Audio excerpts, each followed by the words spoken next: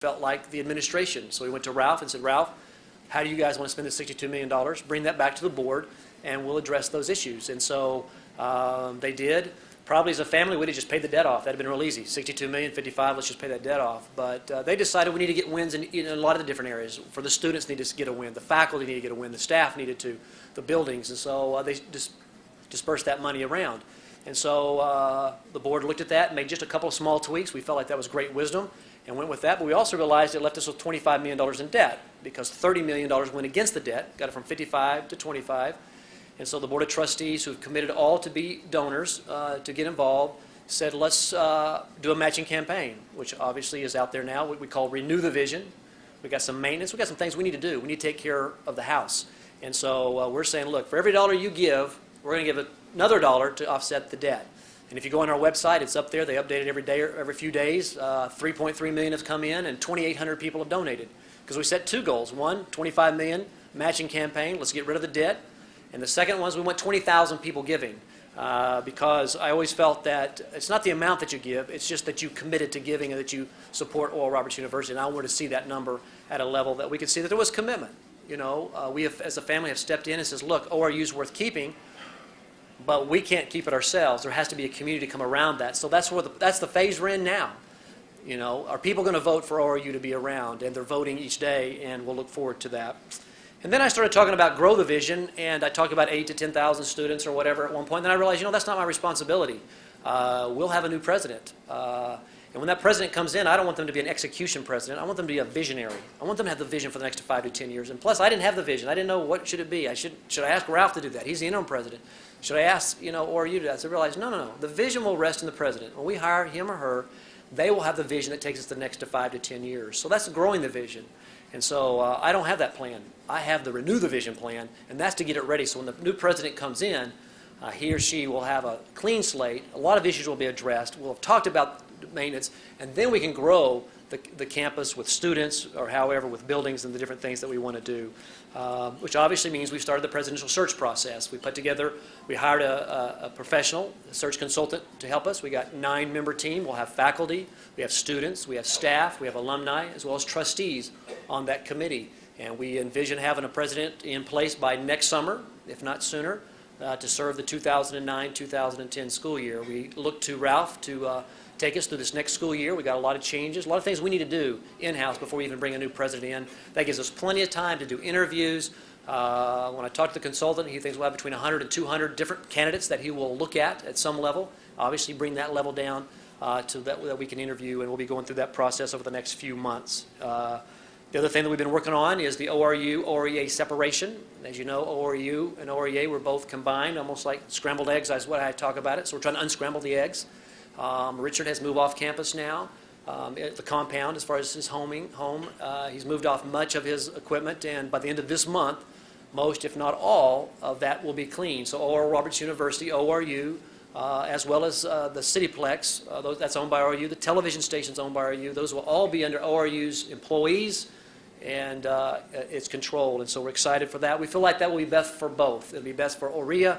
They'll be very focused on what they do. We are a university. You know, a quality, whole-person education is our ministry. That's what we're about. Real simple. That's what we do. And if you want to get partner with that, that's what we do really, really well. And if you want to be involved with the ministry and what Richard is doing, please, you know, get involved with OREA and stuff. So that separation, we think, is going to be good for both. It gives us a tremendous focus of what we want to do, and so we're looking forward to doing that. You know, the other day I was kind of thinking about it. I was with the group called the Pigs. Now, I wouldn't call myself the Pigs, but these were the Pigs. They were the professionals in grant services. So these are people who give. Okay, that's what they do all the time. Professionals in grant services. So they're used to getting grants all the time, you know.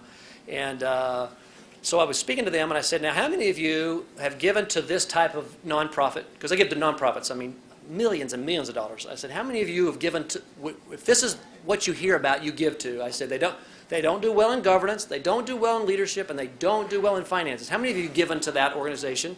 Not a hand in the room went up. These are professionals. They know what they're doing. Well, I had to say, well, my family did. The 5th largest, 5 times larger than any gift we ever gave, we gave to that organization.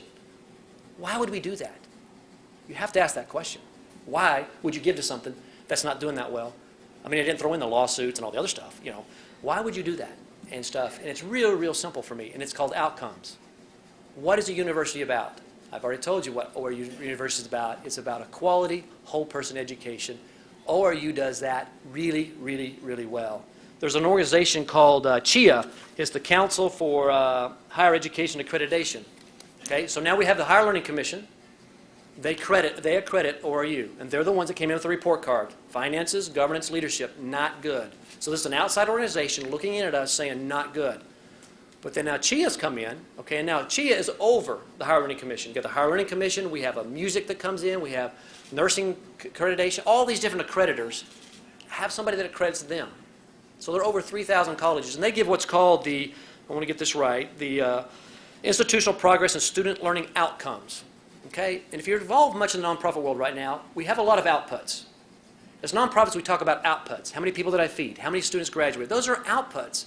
But really, that's not what none of us are interested in. It's outcomes. What difference does it make? Does it change a life? Is that happening? Are we taking 17-year-olds, 18-year-olds, and do they look any different 4 years later?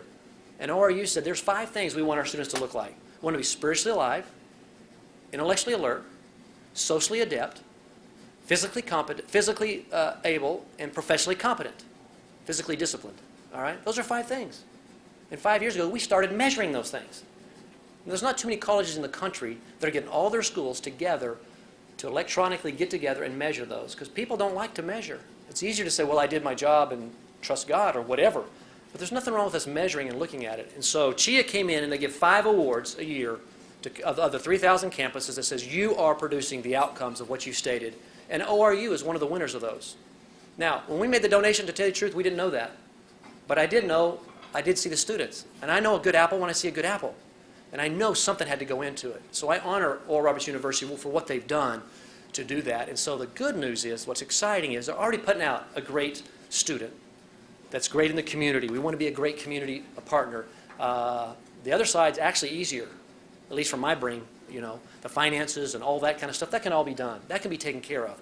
What's harder is to get great students coming out. Now, if we had terrible students coming out, our family would have run the other way.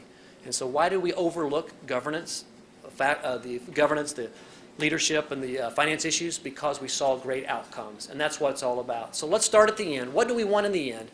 We want students that, as we've gone through those 5 steps, we want that ORU is doing well. Can we do better? Of course we can do better than that. Will we be a good community partner if we're doing that? Absolutely.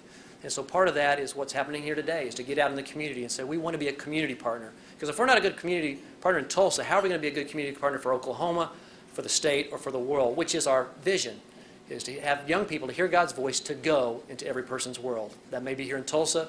I think 5,000 or 6,000 of our graduates actually live here in Tulsa. And so we're excited about that, of course. The other stat that we learned that I didn't know is only 1/3 of our students are from Oklahoma. 2/3 of our students come from out of state. All 49 states, or I think, are represented this last semester in 60 countries come to ORU. So there's an incredible diversity when you come on the campus at ORU. It's an incredible diverse campus. And so we're excited about that. Looking forward to partnering, like again, with the community. We're out meeting the business leaders, the faith community leaders, the media leaders, and just saying thanks.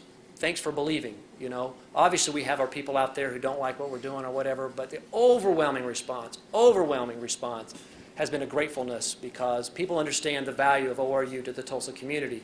And we've been a value in the past, and we're going to be a much better value in the future as we get these things in order and partner with the community. So I appreciate the time today. Again, I appreciate the invitation. Appreciate Wayne and the team inviting me to speak today.